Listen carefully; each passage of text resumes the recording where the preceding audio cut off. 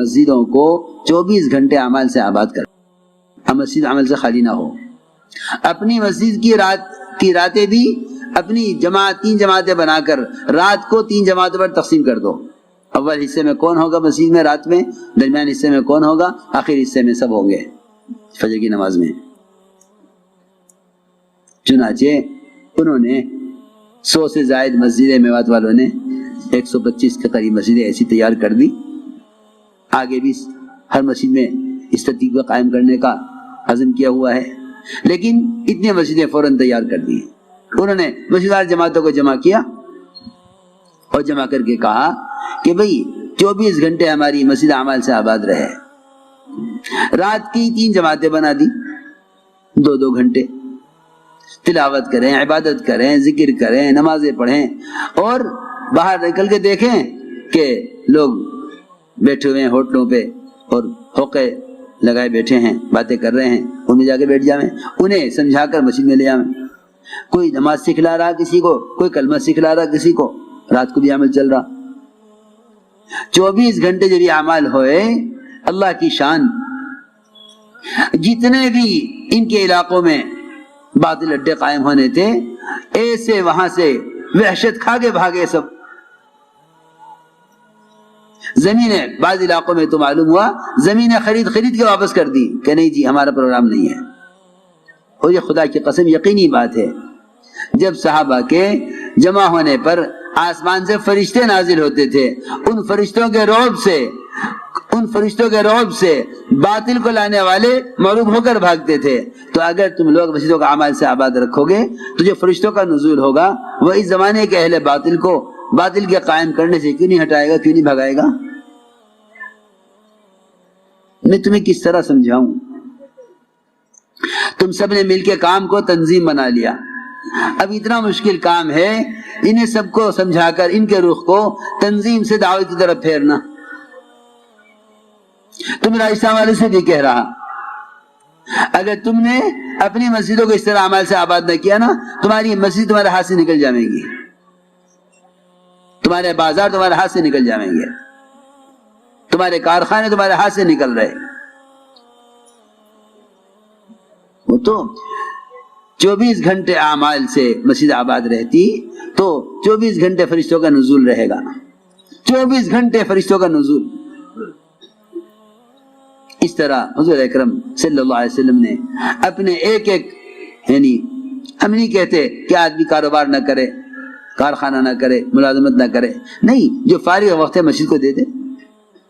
بھائی تم 2.5 گھنٹے کب دو گے جی صبح کو، تم 2.5 گھنٹے کب دو گے جی شام کو، تم 4 گھنٹے کب دو گے کہ جی 2 صبح کو 2 شام کو، بھائی تم 2.5 گھنٹے کب دو گے کہ جی میں رات کو فارغ ہوں۔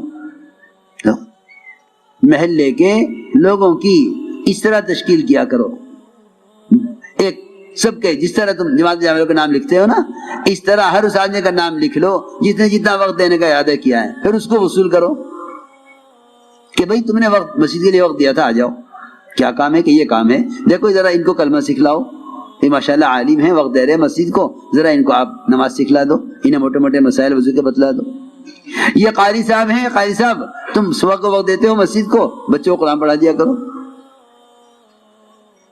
ہمارا دل چاہتا ہے جتنے سال لگائے ہوئے علماء ہیں یہ اپنی مسجدوں کو مدرسہ بنائیں، جب تک مسجد مدرسہ نہیں بنیں گی عام امت سے جہالت ختم نہیں ہوگی۔ مدارس کافی نہیں ہیں، ہرگز کافی نہیں ہیں، مدارس تو آدم سازی کے بلکہ عملہ تیار کرنے کے کارخانے ہیں، مگر اس عملے کے استعمال ہونے کی جگہیں مسجدیں ہیں۔ عام مسلمان تک دین پہنچے گا نہیں جب تک علماء مساجد کو مدارس نہ بنائیں۔ ساری دنیا کی مسجدیں مدارس کی شاخیں ہیں، یہ گشت کر کے لوگوں کو مسجد میں لاویں، یہاں علماء اور قراء انہیں قرآن سکھلاویں، انہیں نماز سکھلاویں، انہیں دور نبوت کی طرح مسجد مدرسہ بنے کہ ہر شخص اپنی ذات سے متعلق دین مسجد سے سیکھ لیا کرتا تھا، ہر شخص اپنی ذات سے متعلق مسئلہ مسجد میں آ کر معلوم کر لیا کرتا تھا۔ جہالت اس لیے عام ہو گئی کہ ہم سمجھتے ہیں کہ علم صرف مدرسے میں ملے گا، نہیں، حضور اکرم صلی اللہ علیہ وسلم کے زمانے میں علم مسجد سے لیا جاتا تھا، علم مسجد سے لیا جاتا تھا، اور مسجد سے علم کا لینا اس لیے مؤثر تھا کہ وہاں مسجد عبادت کی جگہ ہے، فرشتوں کے نزول کی جگہ ہے، مسجد کے ماحول سے دل متاثر ہوا کرتے تھے۔ اس لیے چاہیے کہ دعوت دے کر مسجد کے ماحول میں لے کر آئیں، یہاں لا کر اللہ کا تعارف کرائیں، ایمان کے حلقوں میں جوڑیں۔ جس کو نماز نہیں آتی اس کو نماز سکھلائیں۔ یہ دیکھو سیکھنے ہوگی سیکھ لے گا، کتابیں ہیں نماز کی نہیں۔ دیکھو میری بات یاد رکھیے سب، تبلیغ میں سیکھنا سکھلانا ہی اصل ہے۔ خود علماء کی صحبت میں خود جا کر سیکھو، یہ نہیں کہ سیکھنا ہوگا کتاب سے سیکھ لے گا، یہ نہیں، بلکہ تبلیغ کا میں جو تعلیم کا طریقہ ہے یہی اصل نبوت کا طریقہ ہے۔ دور نبوت میں کوئی کتاب نہیں تھی، نہ نماز پر نہ کسی مسئلے پر کوئی کتاب نہیں تھی۔ علم علماء کی صحبت میں رہ کر، صحابہ نے علم آپ کی صحبت سے لیا ہے۔ ہم آج بھی یہی چاہتے ہیں کہ عوام علماء کی صحبت سے علم حاصل کریں۔ تربیت صحبت میں ہے، صرف علم میں تربیت نہیں ہے، کتابوں میں تربیت نہیں ہے، تربیت صحبت میں ہے۔ تربیت صحبت میں ہے، کتابوں میں تربیت نہیں ہے، تربیت صحبت میں ہے۔ اپنے ماحول کو چھوڑ کر نکلو، یہ مجاہدہ ہے۔ اپنے ماحول سے نکل کر آؤ۔ بیمار کو بیماری کے ماحول سے اسپتال کے ماحول میں لایا جاتا ہے تاکہ اس ماحول میں رہ کر صحت اور اس ماحول میں رکھ کر علاج کیا جائے۔ عجیب بات ہے، جسمانی بیماری کے لیے تو اسپتال لازم سمجھتے ہیں، لیکن روحانی بیماری کے لیے مسجد کے ماحول کو اصل نہیں سمجھتے۔ میں کچھ ضروری باتیں عرض کر رہا، اس لیے دوستو عزیزو، پہلا کام تو میں نے عرض کر دیا کہ ایمان سیکھنے کا یہ طریقہ ہے اور تربیت کا یہ طریقہ ہے۔ دوسرا کام یہ ہے کہ جو مسجد میں آ جائیں ان کو نماز سکھلاؤ، مسجد کے ماحول میں لاؤ۔ وہ کہے گا میں ناپاک ہوں، آپ کہیں نہیں، مسلمان ناپاک نہیں ہوتا، مسلمان ناپاک نہیں ہوتا۔ ناپاک تو وہ ہوتا ہے جو کلمے کے بغیر پاک نہیں ہو سکتا، ناپاک تو وہ ہوتا ہے جو کلمے کے بغیر پاک نہیں ہو سکتا، لیکن مسلمان ناپاک نہیں ہوتا۔ ہاں غسل کی حاجت ہے تو غسل کی حاجت تو غسل کر کے پاک ہو جائے گا۔ گشتوں میں لوگ عذر کرتے ہیں، جی ہم تو نہیں آ سکتے، مسجد ناپاک ہے، ہمارے گشت کرنے والوں کو چھوڑ دیتے ہیں کہ چھوڑ دو ان کو، یہ تو ناپاک ہے۔ ارے تم پاک لوگوں پہ گشت کرنے آئے ہو یا ناپاک کو پاک کرنے کے لیے گشت کر رہے ہو؟ ہاں سمجھا کر مسجد میں لے آؤ، غسل کرا دو، پاک کپڑا پہنا دو اور اللہ کا فریضہ ان سے ادا کرا لو۔ ہمارے گشت کا اصل موضوع امت کو فرائض کی ادائیگی پر لانا ہے، باتیں کر کے چھوڑ دینا نہیں ہے، بلکہ خوشامد کر کے، تھوڑی میں ہاتھ دے کر، پیاؤں پکڑ کے، کسی طرح ایسے خوشامد کرو اللہ کو رحم آ جاوے، جس طرح محمد صلی اللہ علیہ وسلم کی کوشش پر اللہ کو رحم آتا تھا۔ ایسی خوشامد کرو کہ اس آدمی کو شرم آنے لگے۔ آپ دیکھتے ہیں سائل کیسی لجاجت سے سوال کرتا ہے، بخیل سے بخیل آدمی بھی دینے پر تیار ہو جاتا ہے۔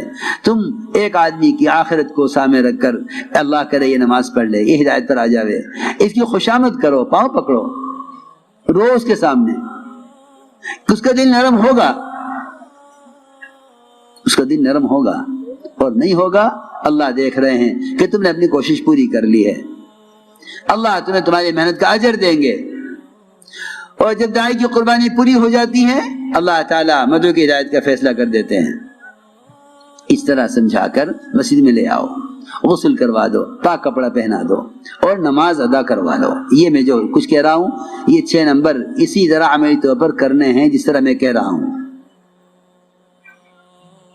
جسے میں کہہ رہا ہوں اسی طرح کرنا ہے۔ خود اپنی ذات سے اپنی نمازوں میں کمال پیدا کرو۔ دیکھو جماعت میں نکل رہے ہو، یہ بہترین موقع ہے لمبے لمبے سجدے کرنے کا، نماز سے مناسبت پیدا کرنے کے لیے نکالا جاتا ہے۔ جو نماز سیکھے ہوئے بھی ہیں وہ نماز کو اپنے اسباب کی مشغولی کی وجہ سے یا جلدی کرتے ہیں یا نعوذ باللہ نماز چھوڑ بھی دیتے ہیں۔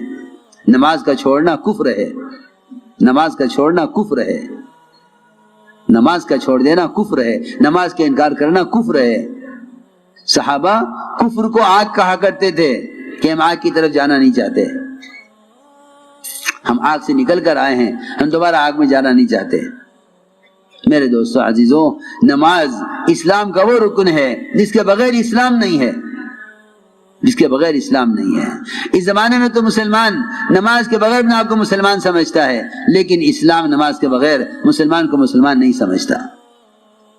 مسلمان تو اپنے آپ کو نماز کے بغیر مسلمان سمجھتا ہوگا، لیکن اسلام مسلمان کو نماز کے بغیر مسلمان نہیں سمجھتا۔ یہ اسلام کا وہ رکن ہے جس کے بغیر اسلام نہیں ہے۔ عمر رضی اللہ کو نیزہ مارا گیا اور نیزہ معدے تک پہنچ گیا، دودھ پلایا گیا تو زخم سے دودھ باہر آ گیا۔ اطباء مایوس ہو گئے حضرت عمر کی حیات سے۔ حضرت عمر بے ہوش تھے، ہوش میں لانے کی کوشش بہت کی گئی، جب ہوش نہ آیا تو کسی نے کہا ان کے کان میں نماز کہہ دے نہ ہوش آ جائے گا۔ جیسے ہی نماز کہا حضرت عمر کو ہوش آ گیا نماز کے نام سے۔